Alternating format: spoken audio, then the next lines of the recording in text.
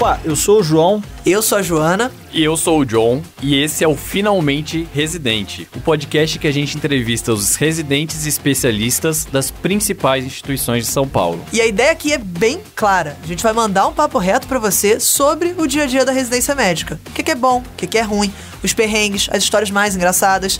E a gente também vai falar, é claro, sobre carreira. Quais são as possibilidades de trabalho que você vai ter? Quanto que ganha um especialista? É 20, 50, 100 mil reais?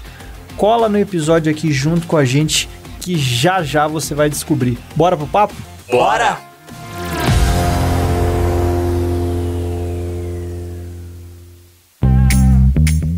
Fala galera, beleza? Meu nome é João Vitor, sou formado em Clínica Médica na USP e tô aqui com os meus parceiros John e Joana para comentar com vocês sobre a jornada do médico residente dentro das especialidades aqui das principais instituições de São Paulo. Então você já teve curiosidade como é fazer residência num grande serviço, numa instituição de respeito? A gente vai guiar você nessa jornada daqui para frente. E passo a palavra ao John para comentar um pouco sobre quem ele é, o que ele fez e acho que é isso aí. Fala galera, beleza? Sou o John Machado, venho lá do interior de Santa Catarina, uma cidade de 5 mil habitantes e fiz clínica médica na Unicamp e sou professor de preventivo aqui na MED e tô aqui com o João, com a Joana, pra gente desmistificar o que acontece por dentro dos hospitais e dessa vida louca de residente que a gente teve, pra passar um pouco aí pra vocês.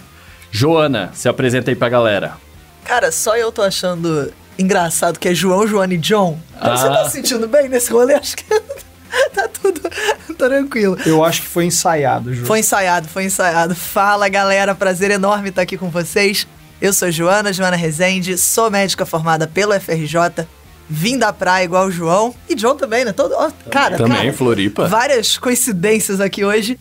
E sou pediatra formada também pelo FRJ. Vamos papear um pouco sobre perspectivas, sobre como foi a residência, sobre histórias, por que não?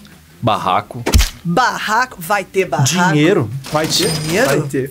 Opa! Mas já vou aproveitar o gancho então e vou furar o script aqui, Jô, pra falar, né? Você comentou que nós três viemos da praia de Vitória, no Espírito Santo. O John veio de Floripa, Santa Catarina, e você veio do Rio de Janeiro, cidade maravilhosa.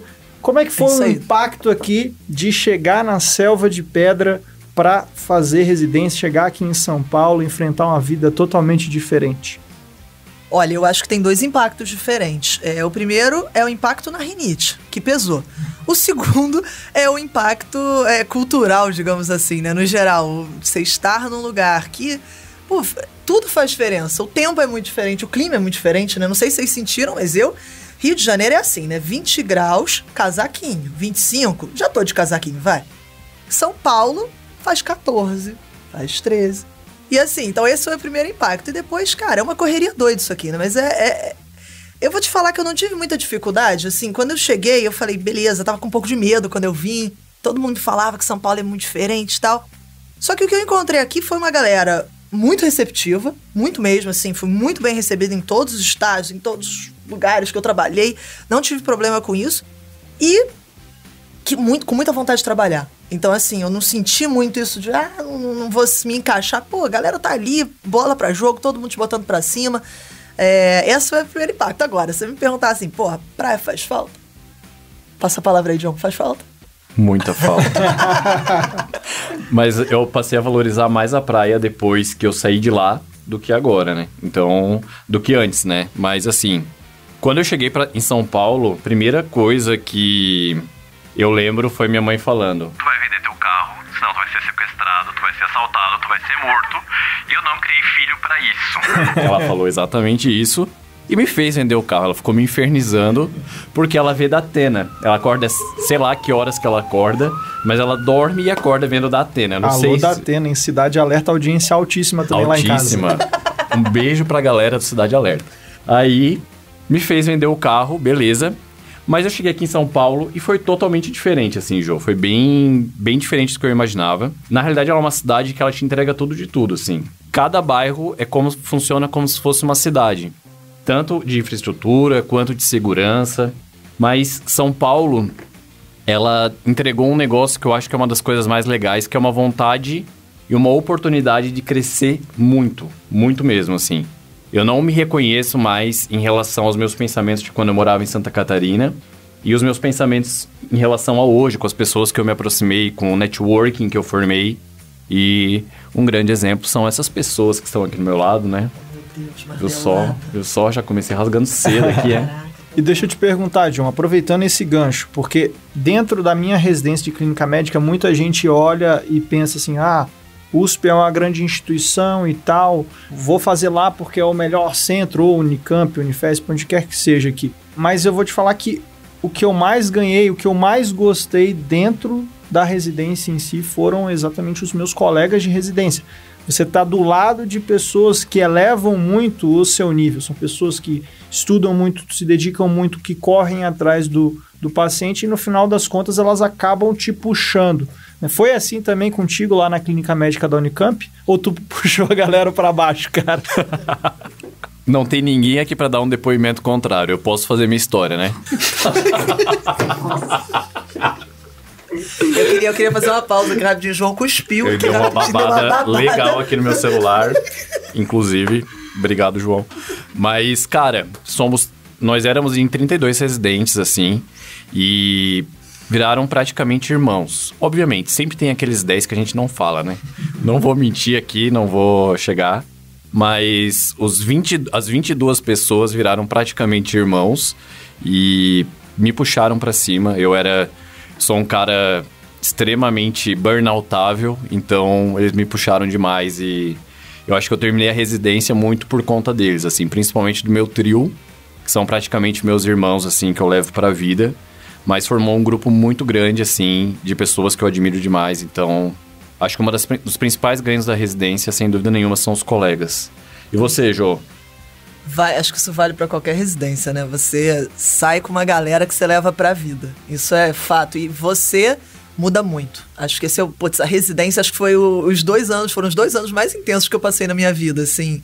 De me descobrir uma nova pessoa, igual você falou aqui em São Paulo.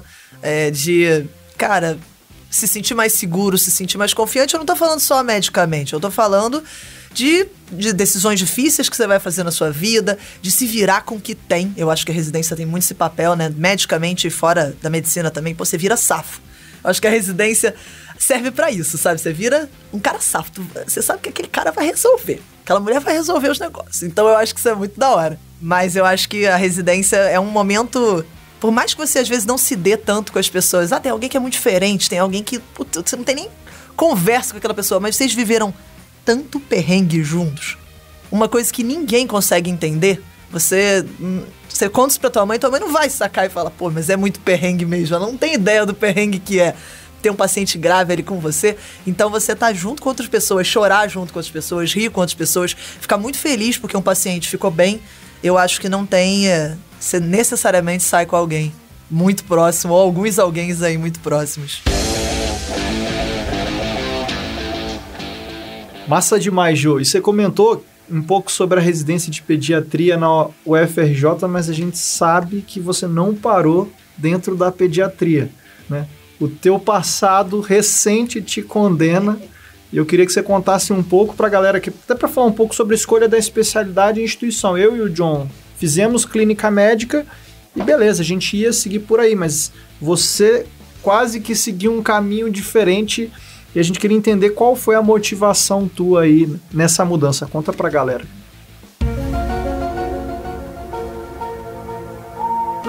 Motivação ou incoerência? Conta pra gente. Loucura ou coragem? Cenas dos próximos capítulos. Até hoje eu não sei responder essa.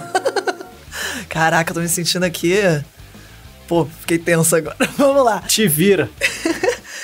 Não sei se a galera conhece, né? Um pouquinho da minha história aí.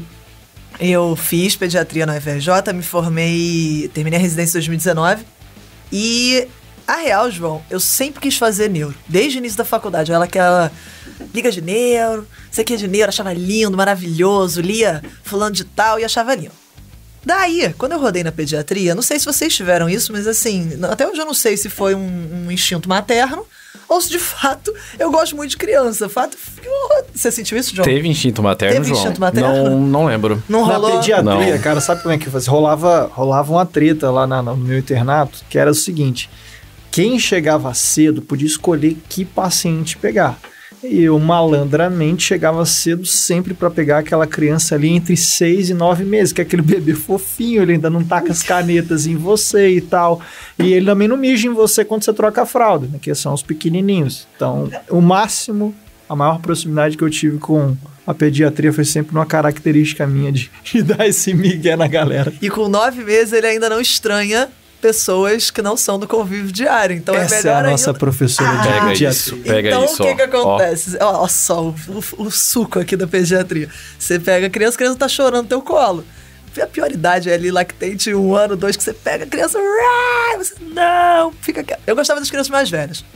E aí... Cara, Carentona. Provavelmente era pra bater um papo com elas. Pô, ficava ali. A pior coisa da medicina é puericultura de gêmeos. Ninguém quer.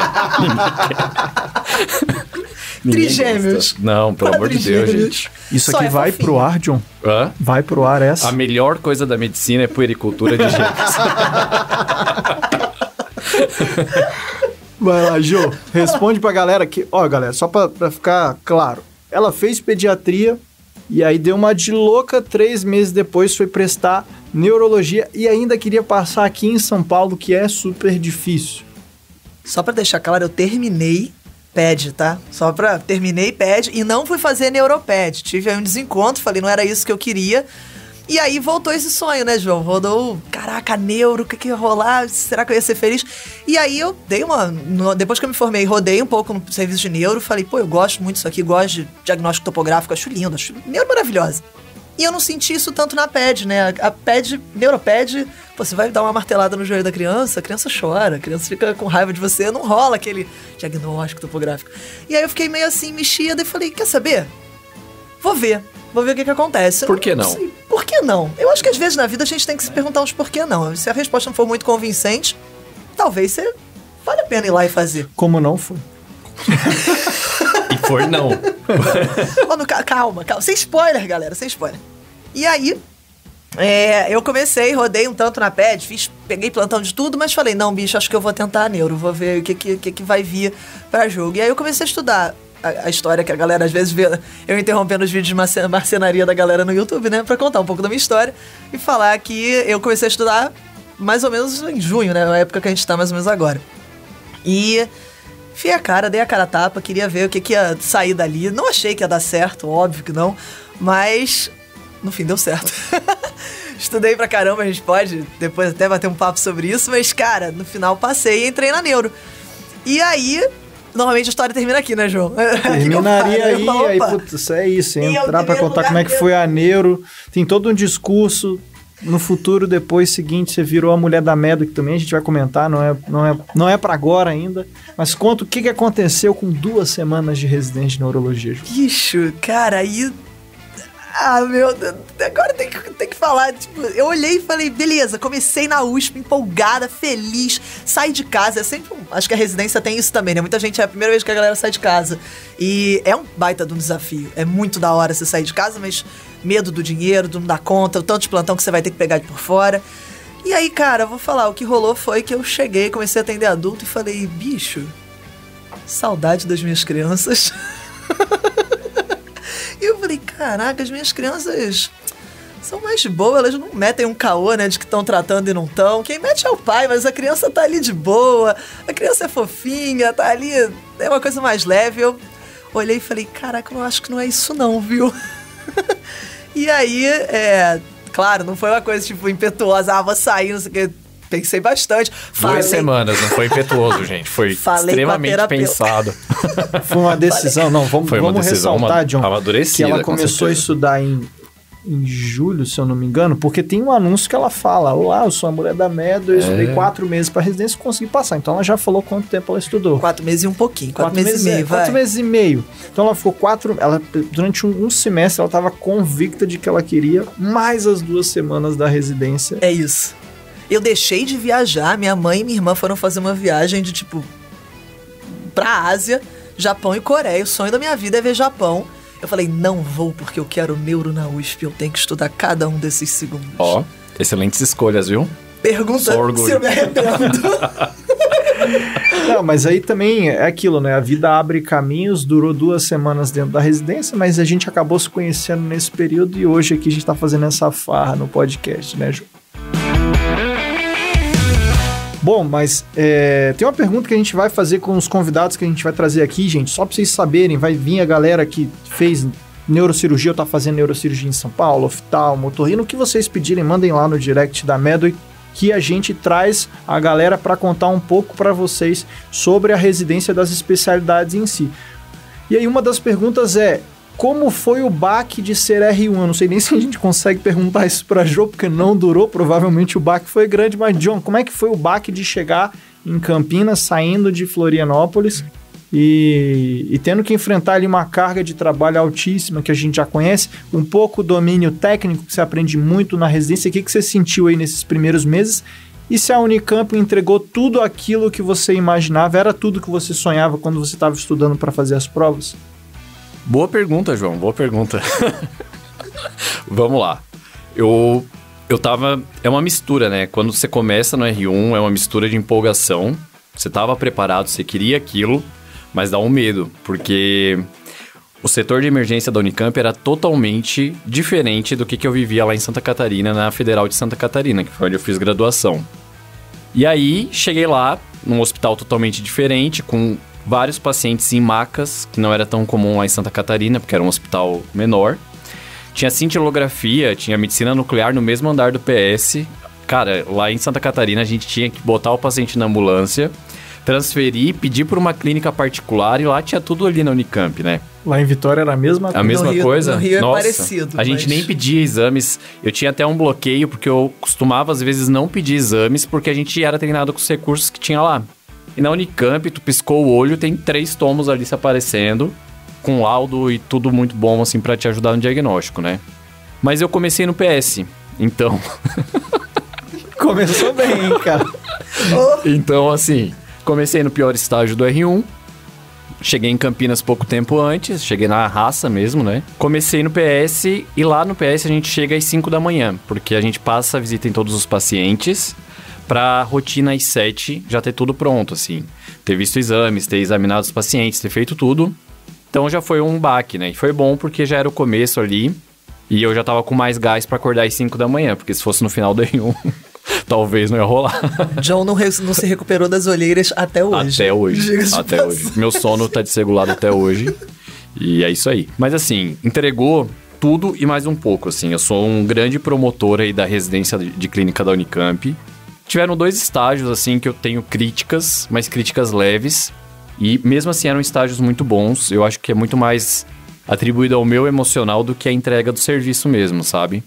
Mas, nossa, cara, abriu o caminho, abriu fronteiras, me preparou bem para as provas de R3, me preparou para a vida, para atuar como clínico em qualquer ambiente. Eu acho que é uma residência equilibrada.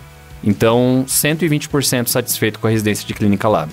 Sempre falo, né? Não esperava por essa resposta. Eu também. Vocês acharam que era do interior e que a gente ia tocar boi ali no meio do PS? Não é assim não, meu filho.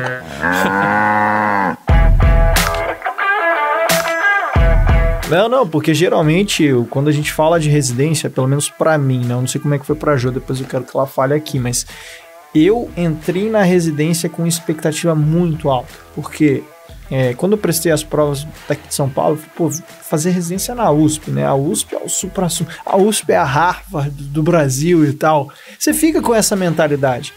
E quando eu entrei, eu vi que, a residência é muito boa, a capacidade técnica e humana com que o residente sai da residência de clínica da USP é fantástica em si, como se disse, abre muitas portas.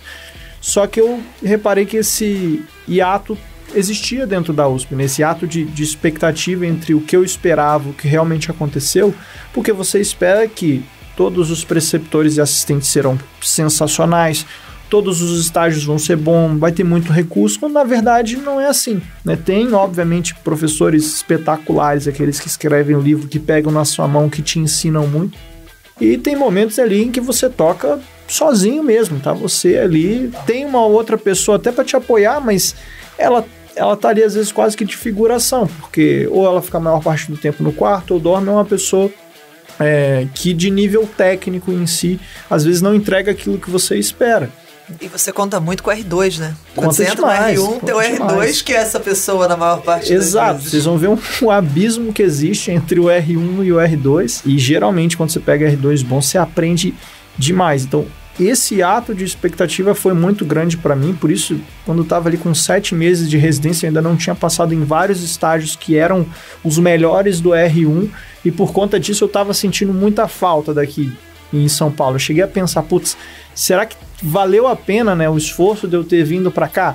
Mas a partir do momento que você passa em estágios fantásticos, como na UTI do Leandro Taniguchi, ou outros estágios que foram espetaculares ali dentro, é um mês que te transforma num médico muito melhor. E você sabe que você não encontraria isso fora daqui. Então, para mim não foi os 120%, talvez tenha sido uns 70%, 80%, mas é aquilo. Quando você roda na parte boa, é o 120% que te transforma numa pessoa muito melhor. É que eu acho que eu cheguei com uma expectativa de 50, daí entregou, foi 120. Tu chegou com uma expectativa de 120, o gap foi ali pra baixo. O problema, gente, aprendam isso na vida de vocês. O problema sempre está na expectativa. Em tudo que se você chega com a expectativa baixa, só pode ser melhor. Agora, se a expectativa é alto cima, o tombo também é. Total. Terapia ensina. Lembrando das histórias da tua mãe, John. Lembrando das histórias da tua mãe. Já vamos colocar minha mãe no primeiro episódio? É isso? Você já falou dela. Não, peraí. A mãe, gente, as histórias de família do John é especial demais. Vamos guardar ela para os episódios, sei lá, 4 episódio e 5. de Natal. É um alguma especial, coisa assim. Especial de Natal, né? Vamos mexer com família. Ou como joga é que tudo aqui na mesa. Retrospectiva, final de 2021 a gente faz. Melhores momentos da família da vida do John. Tem que ter. Late Show with John. Tem muita Jesus. possibilidade, John. Tem. Vocês comentaram muito da expectativa versus o que a residência entregou, mas eu acho que tem uma parada legal de comentar, que é literalmente o baque de você ser R1. Você chegar na residência, não sei se vocês lembram como é que foi o primeiro mês, que você não sabe mexer no sistema, que você não entende... Às vezes você nem deu muito plantão fora, né? Dependendo aí da data. Você já entra... Você tá no primeiro momento ali que você tá 100% responsável pelo teu paciente. Você não é mais o interno. Tem a noite da sabedoria. E isso é muito real, né? Você chega lá e você fala, caraca, agora é comigo. E às vezes a galera acha que, tipo, o residente tem um preceptor pra pegar na mão. E não é isso, né? Tem o carimbo ali, né? Você como paciente...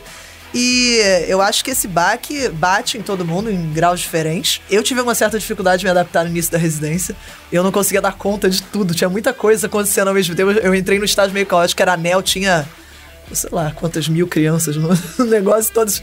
Criança é tudo igual, né? Nem RN é tudo meio parecidão. Então, às vezes, rolava ali, qual que tá ictérico mesmo? E isso no início foi meio confuso. Mas depois você pega no tranco, né? Você começa a entender... como é que o sistema funciona, como é que eu peço, pra quem que eu peço as coisas, quem que são os melhores staffs pra você colar. Acho que isso é sempre bom de você, aquele cara ali é quem eu tenho que gastar um tempo, ficar ali na cola dele. E no papo reto aqui, John, ou Joana. Sabia que eu ia me confundir aqui em algum momento. Mas no papo reto, Jo, tem staff ruim. É o que é. É o que é, galera. Tipo, não vem pra cá iludido igual eu tava, achando que vai uma maravilha. Posso perguntar pra qualquer um. Vai ter gente dentro do teu hospital que você vai preferir não pedir conduta, às vezes, porque às vezes o cara vai te dar uma conduta que é incompatível com aquilo que você acredita e só vai te dar mais trabalho num plantão que tá super cheio e corrido. Então, essa ilusão, por mais que seja triste falar, é a realidade. Se eu for perguntar para 100% dos residentes daqui de São Paulo ou fora daqui, eles também vão te falar a mesma coisa, que a residência, no final das contas, é também um extrato da sociedade. Tem a galera muito boa, tem a galera ali mediana e tem a galera também que não entrega, né, Ju? Exatamente. 100% de acordo. 100% de acordo também. Tem staff ruim, tem estágio ruim, tem estágio que é naturalmente desorganizado. Vocês podem, eventualmente, conviver com colegas que são pouco quebra-mão, é possível, e tem nenhuma residência perfeita, né? Acho que o fim das contas é isso, não existe. E vocês estão aí falando, me sacaneando, que, sou do Rio, não posso aqui. Eu fiz o estágio aqui na USP, fiz pediatria aqui, rodei no SCUT, salve, querido SCUT, maravilhoso. Lá rodei, congelei, gente. O que é SCUT? SCUT é... Opa! Rodou mesmo, John. Qual é o estágio letivo mesmo? Serviço... Até hoje eu não sei, urgência e trauma, não sei o que é. Serviço da criança. Não é, eu lembro que eu fiz essa pergunta quando eu estava rodando o Scoot e alguém fez a mesma resposta que eu. Quantas vezes por semana que é o estágio do Scoot? Todo dia, mano. Todo dia? Peraí, tem Era mais, foi a primeira plantão, vez que... enfermaria ou Quanto tempo ambulatório? no MASP, nos restaurantes? Caraca, cara, não sei. Não? É um estágio na emergência da USP, né? Fiquei um mês aqui, vim em agosto, primeiro tempo que eu passei muito em São Paulo. E eu lembro que eu era sacaneada todo dia. Porque em agosto aqui em São Paulo, pra quem é carioca ou quem é de alguma região mais quente, agosto é frio, tá? Bem frio. E eu ia de calça térmica para a USP. E a minha preceptora tinha vindo do Canadá, tipo, um mês antes. Ela olhava pra mim e ria na minha cara todo santo dia, porque eu estava de calça térmica. Deus me livre, Joana. É isso. Eu tô procurando aqui no Google, pronto-socorro, entre parênteses, Scoot, atende crianças de até 12 anos. Agora não tá trazendo o que é a sigla. Se algum ouvinte souber, manda pra nós depois no É direct. um não sei o que de urgência e trauma, é um nome away lá, mas é o pronto-socorro do Instituto da Criança da USP. Isso foi quando o jogo que você fez o estágio aqui? Foi em agosto de 2018. Ah, Foi quando eu tomei a decisão que eu queria vir pra cá. Se eu fosse fazer R3 ou se eu fosse fazer neuro, já era uma possibilidade. Eu já tava com essa ideia. Legal, e aproveitando esse gancho, por que aqui em São Paulo, por que não fazer a neurologia lá no Rio de Janeiro ou em algum outro lugar? Acho que todos, nós três, né? Nós três somos federal. Olha só, que marmitagem que tá isso aqui. Marmitagem não, marmelada. E aí o que aconteceu, né? Acho que todo mundo deve ter passado mais ou menos pelo mesmo sucateamento, pela mesma falta de eventualmente, recurso. Pra quem não sabe, o UFRJ, metade da UFRJ foi implodida. O hospital Falta foi de implodido. creatinina, de hemograma, Nossa. de dipirona. Falta É de coisa, carne. é só material fino. top, só o fino do fino. Creme de la creme que falta. Cara, acabou que quando... Mas não era só isso, né? A própria FRJ, apesar de ter sido... Cara, eu sou apaixonado pela FRJ, minha casa. Sei que eu sou uma excelente médica. Olha, modéstia. Mas por causa da UFRJ... Só que o que aconteceu? Ai, corta, fiquei com vergonha. Tava indo bem, pô. Não vai cortar. Não corta. Não Mas corta. Prossegue. Prossegue. vergonha. Prossegue. Eu acho que tu é uma ótima médica. Acho que não deve falar assim, mas que tu é uma É de bom tom? ótima... Não é de não bom é de bom tom. Mas não, zoeira, pode continuar, Jô, não vamos cortar. Mas aí o que aconteceu? Na UFRJ a gente tinha... Cara, acho que 4 leitos de paciente neurológico. E assim, pra quem já tinha vivido uma residência, às vezes a gente não percebe isso. Mas o volume de pacientes é uma coisa muito significativa. Você tá exposto a muita coisa acontecendo, muito caso diferente, porque não adianta você ler só o livro. Não vai ser suficiente pra você resolver as bizarrices ou até os casos normais que chegam pra você. Então, quanto mais paciente você pega, eu considero fluxo de paciente uma coisa muito importante pra qualquer residência. E eu sentia que na UFRJ não ia ter isso. Ia faltar recurso. E aí, a ressonância com frequência estava quebrada. A TC, eventualmente, estava também. Apesar dos recursos humanos da UFRJ serem excelentes, ainda mais na neurologia, eu tive mestres fantásticos, Dr. Péricles, Dr. Morrice, mas faltava a rotatividade dos pacientes, faltava a infra, mais do que... Eu acho que para formar um bom residente precisa de 2 coisas. Fluxo é uma e exposição à complexidade. A complexidade dos pacientes aqui de São Paulo, eu via que era exponencialmente maior do que em Santa Catarina. Porque, por exemplo, lá eu atendia na emergência um paciente com uma descompensação de cirrose. Beleza. Aqui não. Era um paciente que chegava descompensado, não sei porquê, mas de base era cirrótico, transplantado renal, insuficiência cardíaca, DPOC, Diabetes. né? Diabético, claro. Tem que Claro, tem que ter. Tá ali, né? Tá ali. A pressão é normal, mas toma Enfim, remédio, né? Tinham, 10 tipos de comorbidades e você não sabe qual é que tá descompensado ali no momento. Você vai criando casca para conseguir lapidar o teu olhar. Então, a complexidade, ela é tão importante quanto o volume para mim, na minha visão, assim, sabe? Então, acho que foi um grande diferencial daqui de São Paulo em relação a Santa. Eu vejo da mesma forma. E o volume de trabalho, porque no final das contas, você pode pegar uma residência mais leve. Eu trabalho, 40 horas por semana, eu dou 3 plantões por semana. É uma coisa, mas quando você trabalha 60, às vezes 70 horas por semana exposto nesse nível de exigência, John, que esses pacientes são um famoso cobertor curto, né? Você é o paciente renal crônico, dialite, chega uma sepse ali por conta de uma infecção de catéter que... você tem que fazer volume, se der volume faz ali um edema agudo, piora, tem que dialisar logo depois. Você vai aprendendo a conviver com pacientes tão complexos que quando você pega um plantão fora, na emergência fora, chega um paciente com um choque séptico para você, sei lá, de foco urinário, e você tá tranquilo, porque ele só tem isso. Às vezes é um paciente sem comorbidades que fez uma infecção urinária e evoluiu com a sepsis, você tá tranquilo, vou fazer volume, antibiótico, colicultura, se precisar passar central, você já passou várias vezes.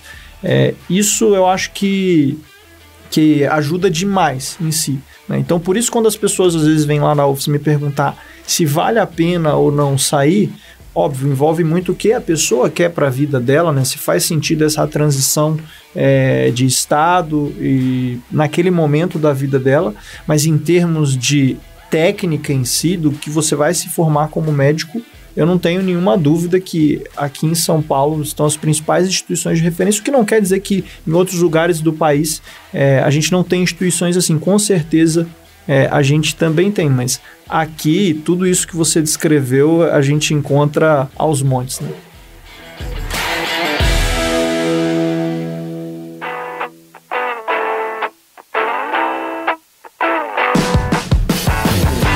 João, puxa lá no fundo do teu coração e divide pra gente. O que te fez vir pra São Paulo?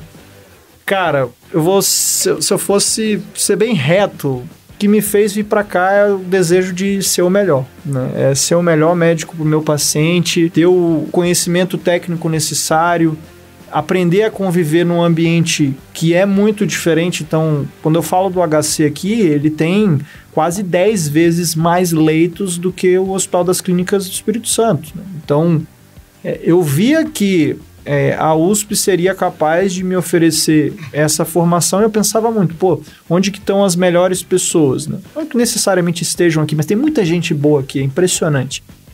Então, eu vim para cá em busca desse conhecimento, desse nível de excelência.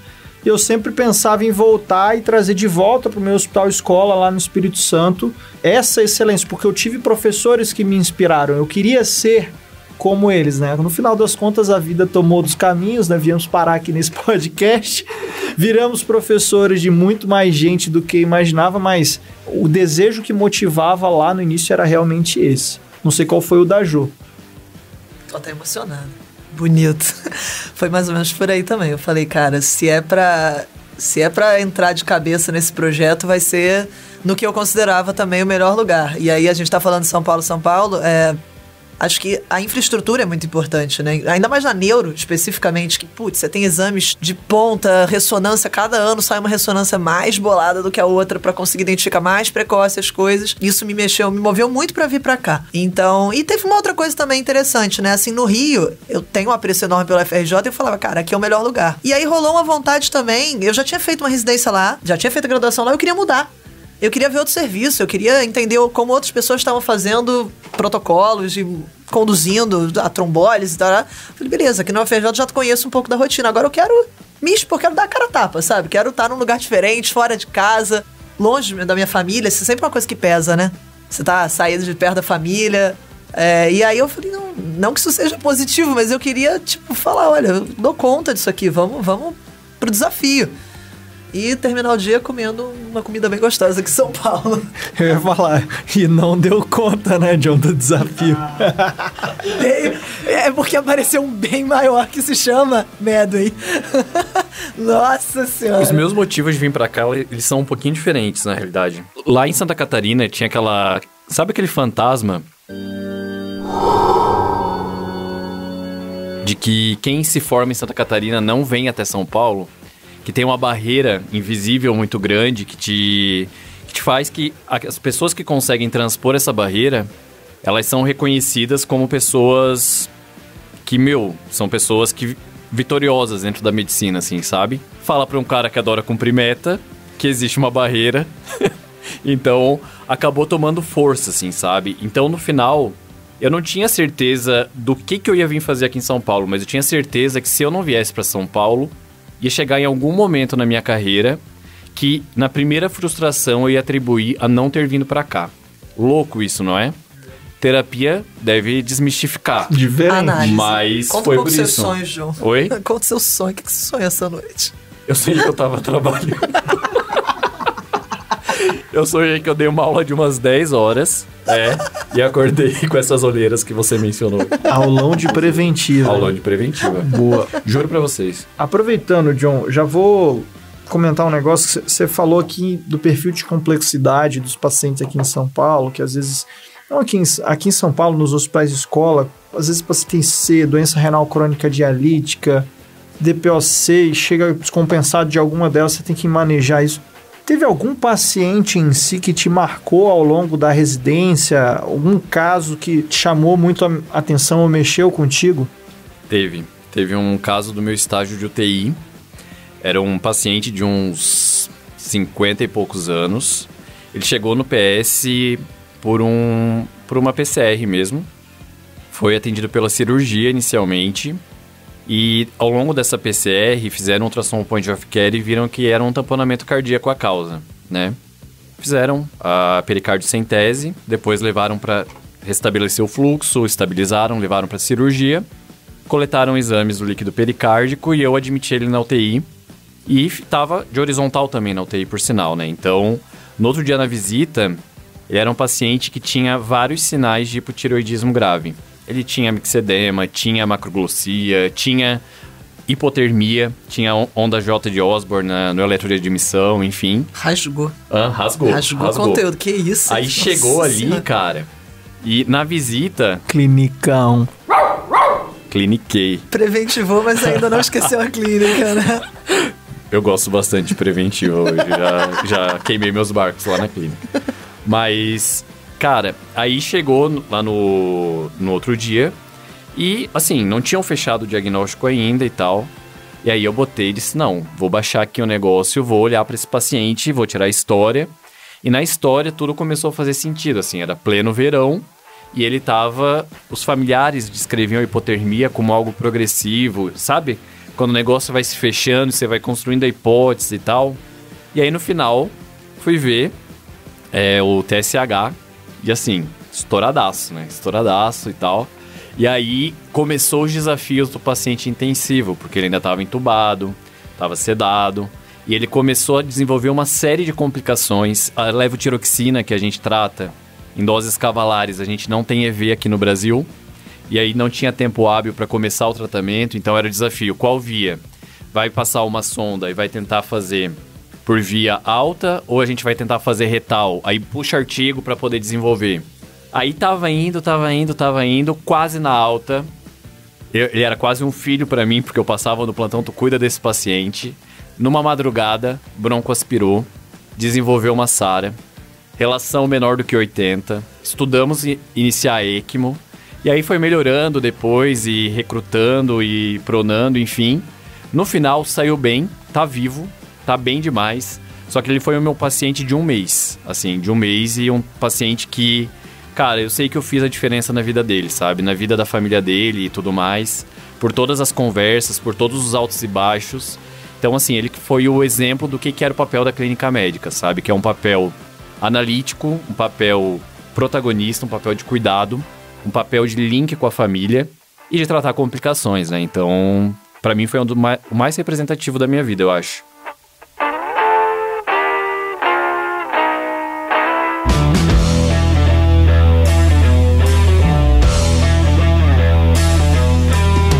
Eu acho que a Jo não tem um caso assim, mas vou perguntar para ela. Eu tenho, Você eu tem? tenho, a minha paciente tem, mas assim, teve muito caso desafiador na PED que a gente já pegou, mas essa era um caso super desafiador, foi uma paciente que internou... Por IVAs. Não. Zoeira. Vocês ficam aí sacaneando a pediatria, quero me sobreviver 2 dias na pediatria. Ó, ela internou... Acho que no início a gente tinha uma suspeita, a gente suspeitou de tudo pra ela. No início era fibrose cística, ela era bem pequenininha. Ela internou, se não me engano, com 2 meses de vida, 1 mês de vida. Ela tinha tudo de todos os sistemas ela tinha. Ela tinha infecção respiratória de repetição, ela tinha um abdômen super distendido. A gente não sabia direito o que ela não ganhava peso de jeito nenhum. Assim, muito pequenininha, tinha nascido prematura. Fizemos milhões de testes, tudo mandando pra fora do país. Sei que aquelas coisas, de novo, que a gente não tem tudo disponível. Manda, tem contato com alguém. E no fim das contas a gente diagnosticou uma síndrome nefrótica, forma congênita, forma finlandesa. Tem pouquíssimos casos no Brasil e no mundo. Não só ela tem, como a gente depois diagnosticou a prima dela. Então, a gente descobriu que na família, né, tinha esse rolo. E essa paciente ficou com a gente internada, assim, longuíssimas datas, né? Mas, assim, claro que o caso dela foi muito interessante. Teve toda a análise diagnóstica. A staff que estava conduzindo, né? A médica assistente, lá no Rio staff, né? Ela era sensacional. Só que o grande X, que eu acho que faz parte, né? Pediatria, era a família. Assim, eu sou apaixonada. Um dos motivos de eu ter feito pediatria foi esse contato intenso com a família. Eu não sou das pediatras que falam, pelo amor de Deus, pediatra não costuma falar muito isso, mas a galera fala, eu não quero fazer pediatria por causa da mãe, da avó, do não sei o quê.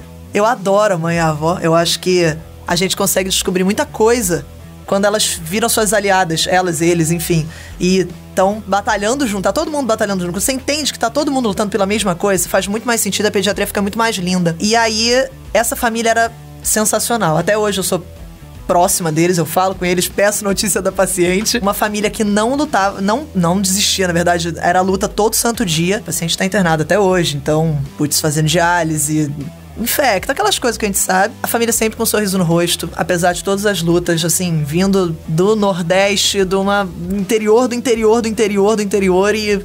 Cara, aquela luta ali sempre trazendo coisa pra gente, sabe? Levava biscoito, levava não sei o quê, folgava, curtia, festa de aniversário no hospital. Então essa família marcou muito, assim, de perseverança, sabe? De lição de vida. De olhar e falar, bicho, beleza. E completamente apaixonado pela filha. A atitude era, vamos comprar bolinho, vamos comprar não sei o quê. A mãe dela, comentário rápido, quando ela fez uns 9 meses, assim, né? As crianças estão o quê? Dando tchauzinho, ensinando não sei o quê. A mãe dela ensinava ela a tossir. A brincadeira que ela fazia, ela... Fulaninha, tosse. Aí ela vai, John, tossia. Agora é o teu momento, cara. Vai, refluxo. Vocês me deixaram inibido aqui. E aí ela tinha... Não, imita um bichinho. Essas eram as brincadeiras da paciente, entendeu? E aí eu morria de rir, todo mundo morria de rir com ela. Deixa eu só fazer um parênteses aqui nessa história emocionante, né, John? Porque o John tem refluxo crônico e não para de tossir aqui no dia a dia da vida. É verdade, eu tô me segurando aqui. Aí o John toma o quê? 10 cafés por dia, pelo menos. Claro, prioridades. Né? Mas sensacional. Acho que a residência te entrega tanto o ponto de vista técnico, mas você teve exposição a uma doença super rara, quanto que a galera não estudou para chegar a esse diagnóstico e solicitar os exames, fazer todo o raciocínio. Mas também esse lado humano, né? Esse lado humano que pesa muito e que te ajuda muito a evoluir como médico, né? Acho que, para mim em si, o meu caso é muito mais simples, porque não foi um caso diagnóstico house do que o John deu em si. Mas foi simples, né? Foi um jovem que tinha sofrido um trauma, um TCE, num acidente de carro e tinha talvez 17, 18 anos, era um adolescente. E ele foi internado na UCI, né, que era a UTI da clínica médica, como se fosse uma UTI da clínica médica, no HC, e basicamente o diagnóstico para ele em si já era de uma provável morte encefálica, ia ter que fazer os testes necessários, mas ele passou ali o período necessário com a gente para fazer os exames, e eu lembro que por que esse caso foi marcante para mim? Porque quando eu já tinha conduzido um ou outro caso de ME, de ter que dar a notícia para a família em si, no caso era a mãe, mas é sempre muito difícil, né? E eu ainda não tinha experiência, eu estava talvez terminando o R1 naquele momento, é aquilo, você está na residência, é você que está ali, é você mesmo que vai ter que falar. E aí eu lembro que... Para mim, eu tinha ouvido no dia anterior, foi muito marcante, que era um adolescente muito bom, que ele ajudava a mãe a cuidar das crianças em casa, que ele trabalhava para trazer sustento para casa. Então, quando eu cheguei para dar a notícia efetivamente para a mãe da morte encefálica confirmada, tudo aquilo estava na minha cabeça. E provavelmente não teria nenhuma notícia pior que ela pudesse receber naquele momento, ou na vida mesmo, né? E quando eu dei aquela notícia, tava lá no HC tem a equipe de transplantes que acompanha nesses momentos, não é o médico que passa essa notícia para comentar sobre doação de órgãos em si, tem uma equipe à parte e ela estava junto comigo, E eu lembro até hoje, assim, que eu falei pra mãe, né, comuniquei a notícia da morte confirmada, e aí ela começou a chorar, obviamente, na nossa frente. E aí ela chegou pra mim, sem eu ter falado nada, e falou: doutor, eu quero doar. Você vai fazer o quê, assim, né? Não é no meu papel tá ali de conduzir esse tipo de conversa, né? Tava a enfermeira do meu lado, mas eu lembro pra mim que o que passou na minha cabeça naquele momento foi uma emoção muito grande. Falei, poxa, como que uma pessoa, no momento mais difícil da vida dela, ela acha forças para pensar no próximo, né? Isso, para mim, foi muito marcante.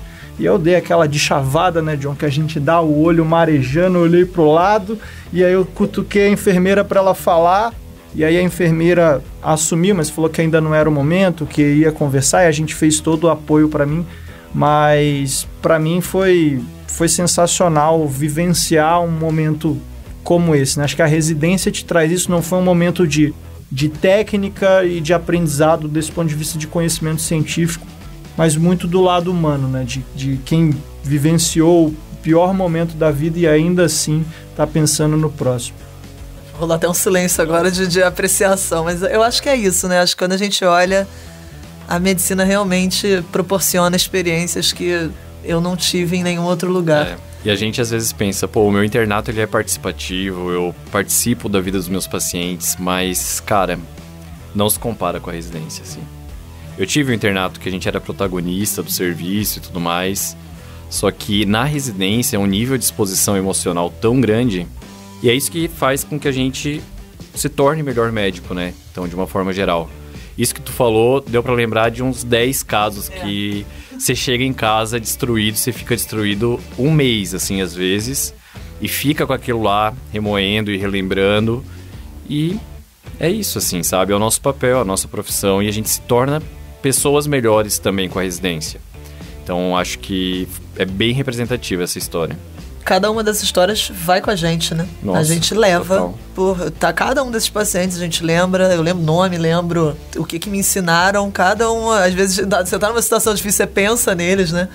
Eu acho que isso é bonito demais. Eu ia até te perguntar, ia terminar perguntando, rolou alguma chorada na residência?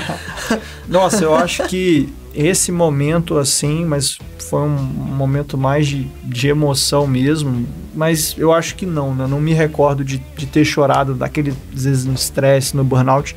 Eu não me recordo de ter passado por nenhum momento assim. Você passou, John, ou não? Coração frio, aquariano.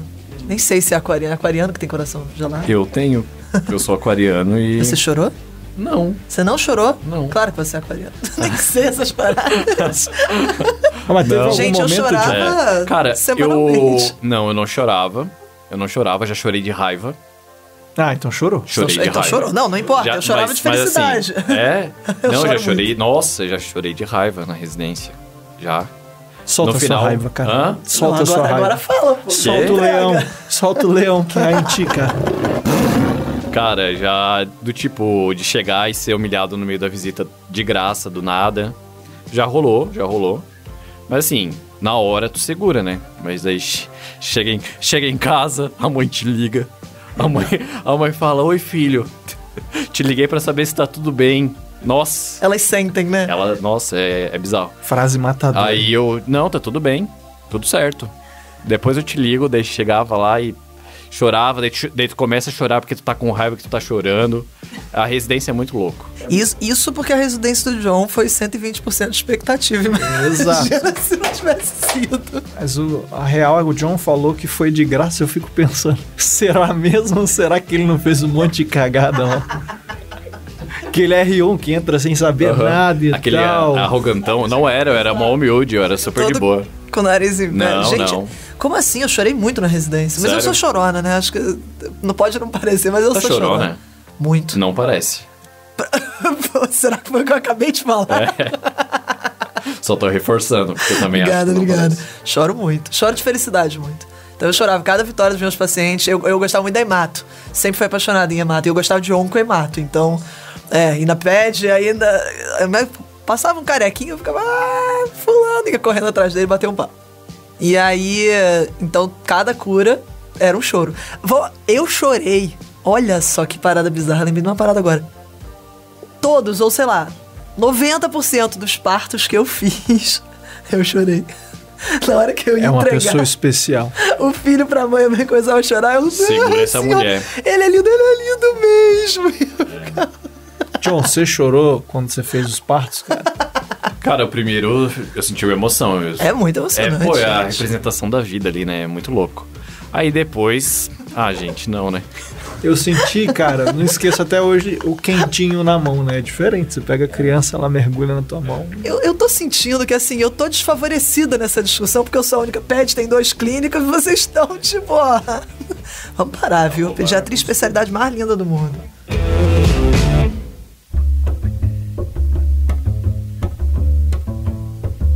John, em algum momento você chegou a pensar, putz, isso aqui não tá valendo a pena, sei lá, tá pesado demais, tô muito estressado, ou não, foi liso, foi 120%?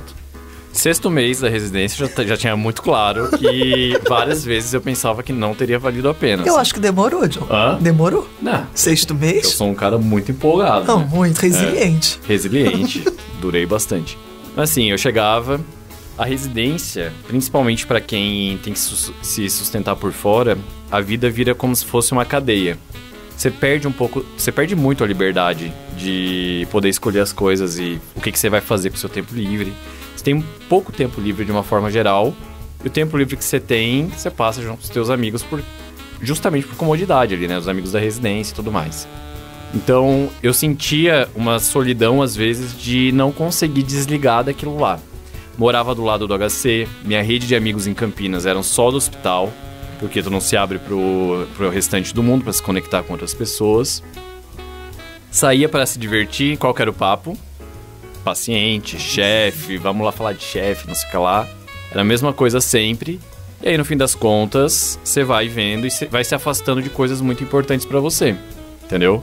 Então eu comecei a pensar, será que valeu realmente a pena eu ter deixado minha família para trás?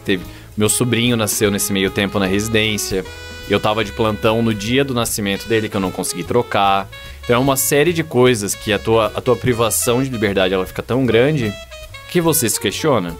Mas analisando retrospectivamente, era o correto a se fazer. Foi importante para me colocar onde eu tô hoje, para ter as oportunidades que eu tive hoje. Então assim, me arrependo 0% olhando para trás. Mas vivendo o processo, nossa, 1000 vezes. Massa. Deixa eu te perguntar uma coisa. Tu passou os 2 anos da residência solteiro, cara? Oi? Não. Sempre tinha as festinhas, né, meu filho? Não, mas solteiro. Tinha uma festinha chamada... a lá. mansão dos residentes. Aconteceram coisas lá que a gente tem que deixar fechado no baú pra nunca abrir. É a era pré-pandemia, né? Era pré-pandemia. Vai rolar uma censura aqui no podcast, um pi. Não, isso aí eu nem vamos entrar em detalhe agora. Deixa pro episódio 10 pra galera conhecer No antes. especial de Natal, né? Solteiro sim, sozinho nunca. Meu Deus do céu. Boa.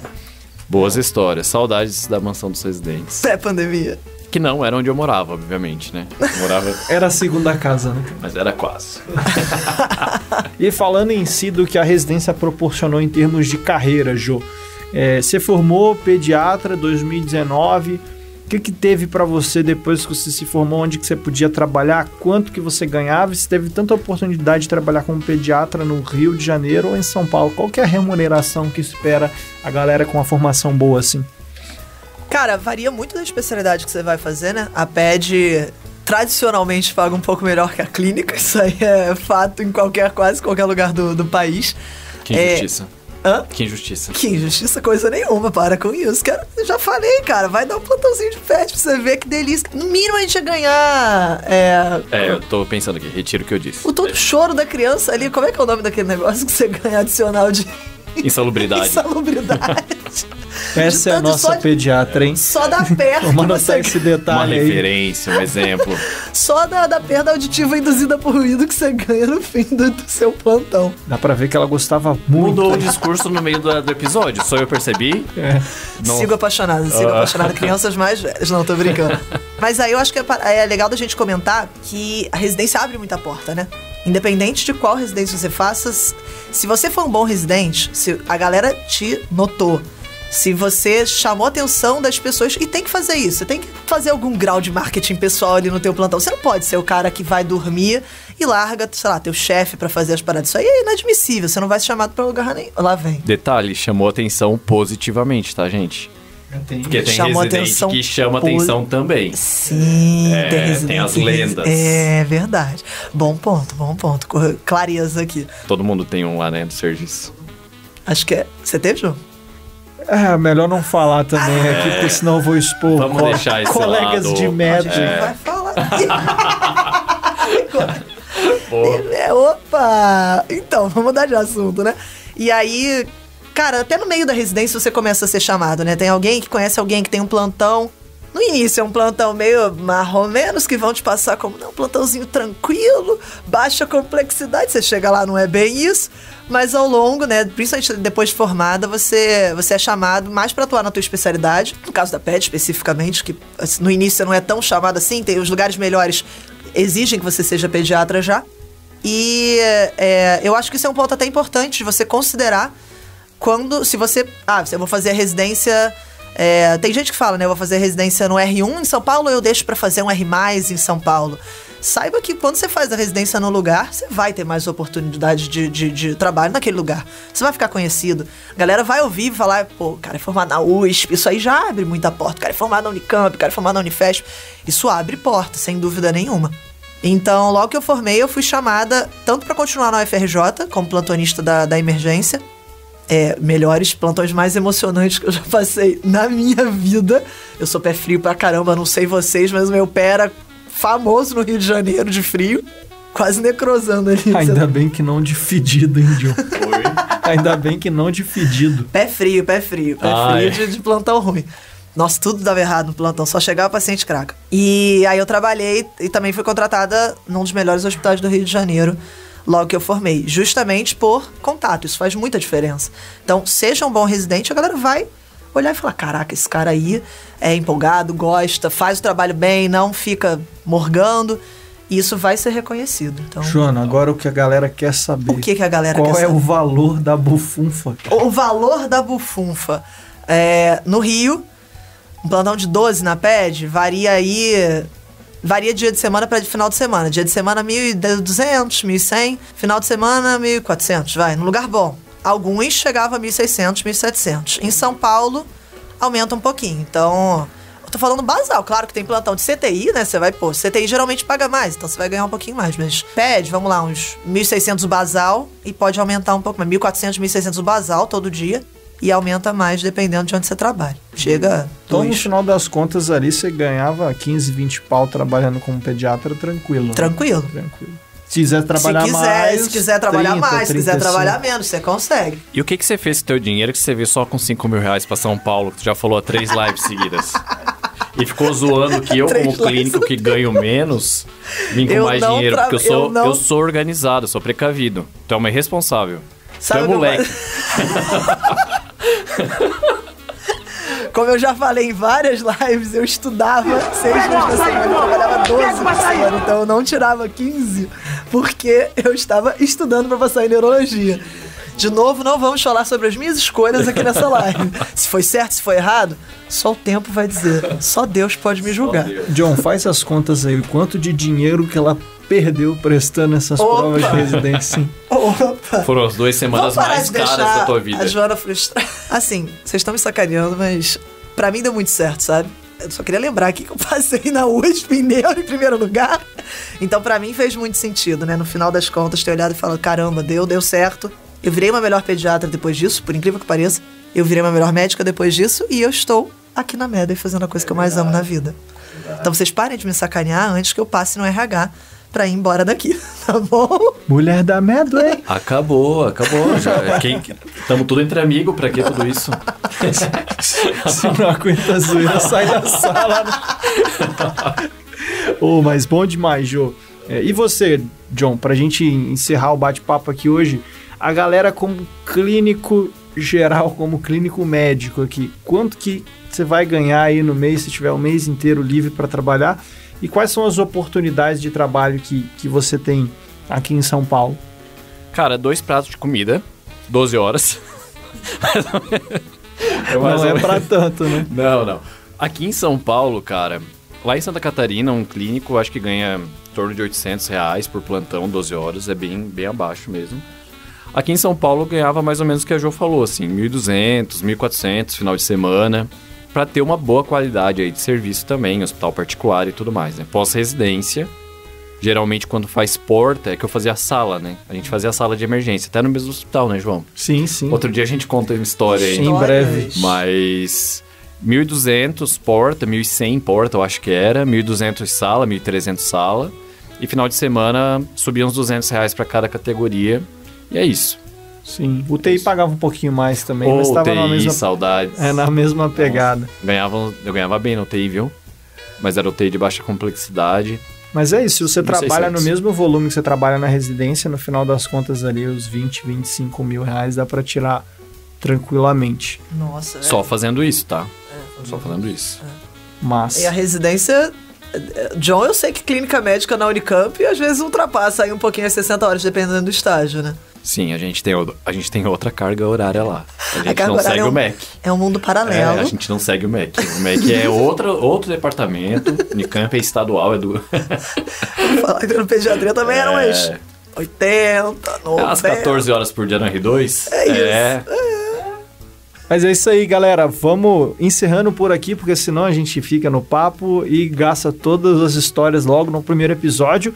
Vem o segundo, terceiro, quarto episódio, vem muitos episódios por aí. A gente vai sempre trazer daqui pra frente um convidado para falar de uma especialidade específica. E do mesmo jeito que a gente contou um pouco das nossas histórias, a gente vai dividir as histórias dessas pessoas, para eles falarem como foi a residência, quais foram os perrengues, o que usava como escape, o quanto que ganha efetivamente a especialidade. Pô, você fica sonhando em fazer neurocirurgia, no final dessa linha da neurocirurgia, o que te espera? É 20 pau, é 50, é 100, é 200 mil?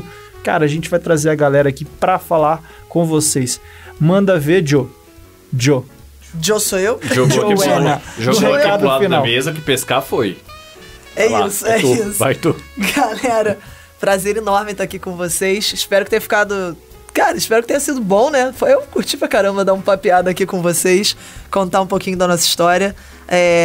E aí, é isso. Vamos trazer os convidados nos próximos, vamos comentar papo retíssimo sobre o que vocês querem saber. E, cara, vocês têm dúvidas, manda lá no nosso direct no Instagram. Vocês sabem que a gente responde todo mundo. E é isso aí. Prazer imenso estar aqui com vocês, mesmo com tanto de sacaneada que eu levei hoje. Mas tudo bem, é clima da merda. Hashtag é só o começo. Tá só Caraca, foi sincronizado. John, né? fecha aí. Galera, prazer enorme. Nossa, foi bem legal, hein? Eu curti o bate-papo, né? Sem script, tudo de A boa. expectativa tava baixa, A né? expectativa tava baixa, como sempre.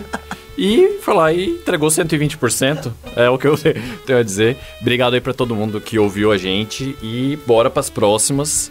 Porque tem convidado resenha pra vir pra cá, hein? Vai ter história boa. Opa, tamo aí. Valeu, galera. Valeu, gente. Beijo grande.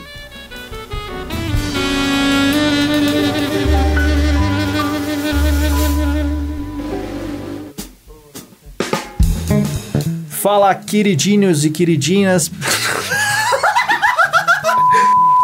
Galera, esse era o papo. Mandamos a real aqui. Não, ficou péssimo. E ficou bem E ficou natural. ruim. Galera, acabou? Acabou, eu acho. Por mim, deu. É isso. Então é isso, foi mais um episódio. Foi mais um episódio? Não, foi um episódio. Foi o primeiro episódio, não foi mais um. Não dá pra colocar isso e acabar assim do nada? Tipo, ninguém. Ninguém, absolutamente ninguém. Podcast da merda. Tchau. Agora você acompanha os piores momentos do podcast de hoje. Reproduzam do início, tá ligado? É isso aí, galera. Agora sim deu por hoje e a gente se vê nos próximos episódios. Não esquece de seguir a gente no Instagram, @medway.residência-médica, no YouTube. Dá uma checada no nosso blog. Tem de tudo. Tem Telegram. Manda ver. E também não deixa de seguir a gente nos principais reprodutores de podcast. Valeu, galera!